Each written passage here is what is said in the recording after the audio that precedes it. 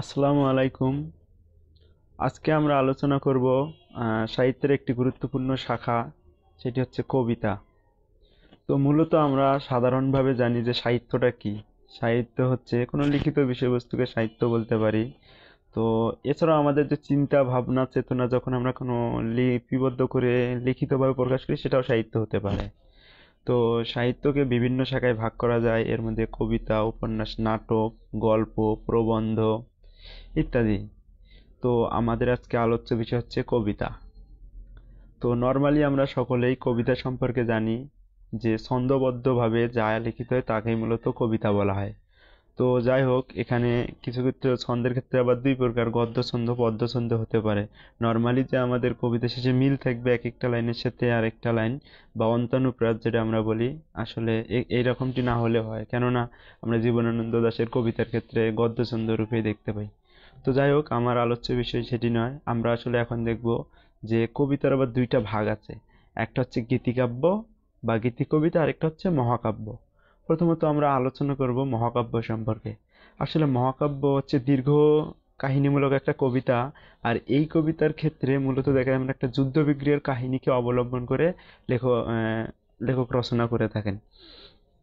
তো এরপরে আরো আমরা দেখতে পাই যে বাংলা সাহিত্যের ক্ষেত্রে প্রথম সার্থক চূড়ান্ত সফলকারী মহাকাব্য লিখছেন মাইকেল মধুসূদন দত্ত, তার মেঘনাদ বধ কাব্য। আর মেঘনাদ বধ কাব্যটা তো 1861 সালে প্রকাশিত হয়। আর আরেকটা বিষয় যে মহাকাব্যের মধ্যে মিনিমাম হচ্ছে 9টি স্বর্গ থাকতে হয়। স্বর্গ বলতে অধ্যায়। তো এটা হচ্ছে মহাকাব্যের ক্ষেত্রে বৈশিষ্ট্য। আর মহাকাব্যের মধ্যে স্বর্গ, পাতালপুরী, বিভিন্ন কিছু ইহলোক, পরলোক সবকিছু সম্পর্কিত এখানে বিস্তারিত আলোচনা থাকে, বা এইসব বর্ণনা করা হয়ে থাকে, যা আমরা যে কোনো ধরনের মহাকাব্যেই দেখতে পাই। এছাড়াও আরো আমরা মহাকাব্য যেমন রামায়ণ, মহাভারত। আর মহাভারতটাও একটা দীর্ঘ কাহিনীমূলক কবিতা। এখানে একটা লাইন আমরা দেখতে পাই যে যা নেই ভারতে তা নেই ভারতে, মহাভারতে। মানে ভারত বলতে, সরি, যা নেই ভারতে তা নেই ভারতে। এখানে দেখা যায় আসলে প্রথম ভারত বলতে এখানে বোঝাইতেছে যে মহাভারত কাব্যটা, দ্বিতীয় ভারত বলতে ভারতবর্ষকে। তো সুতরাং মহাকাব্যের বিষয়বস্তু বা মহাকাব্যের আলোচ্য বিষয় সাধারণত আমরা এগুলো যে মানে দীর্ঘ পরিধির বিষয় দেখতে পাই। আর এরপরে আমরা যদি গীতি কবিতার দিকে লক্ষ্য করি, গীতি কবিতা সাধারণত অতিশয় ক্ষুদ্র আকারের কবিতা, যেখানে হচ্ছে কবিতার নিজের ইচ্ছাগত বা ইচ্ছা অনুযায়ী তার ব্যক্তিগত মনোভাব প্রকাশ করতে পারে।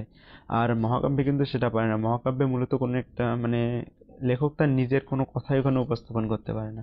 কারণ আমরা যেমন দেখতে পাই যে সীতাকে হরণ করার ফলে রাবণ আর রামের মধ্যে যে একটা যুদ্ধ সংঘটিত, ওটাকে নিয়ে মূলত সাধারণত মাইকেল মধুসূদন কিন্তু মেঘনাদ বধ কাব্যটা রচনা করেছে।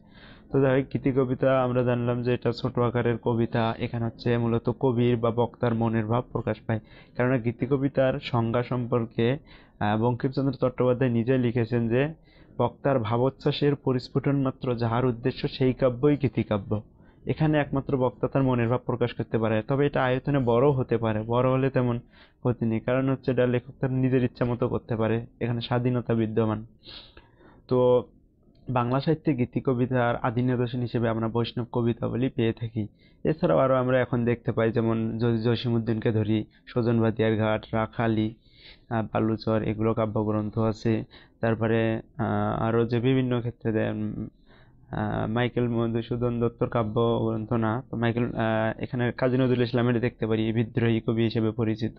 ওনার যে বিভিন্ন অগ্নিবীণা কাব্যগ্রন্থ আছে এটা। তো যাই হোক, এগুলো হচ্ছে গীতি কবিতার একটি উজ্জ্বল দৃষ্টান্ত। তো আমার আলোচনা আজকে এই পর্যন্ত। সবাইকে দেখার জন্য ধন্যবাদ। আসসালামু আলাইকুম।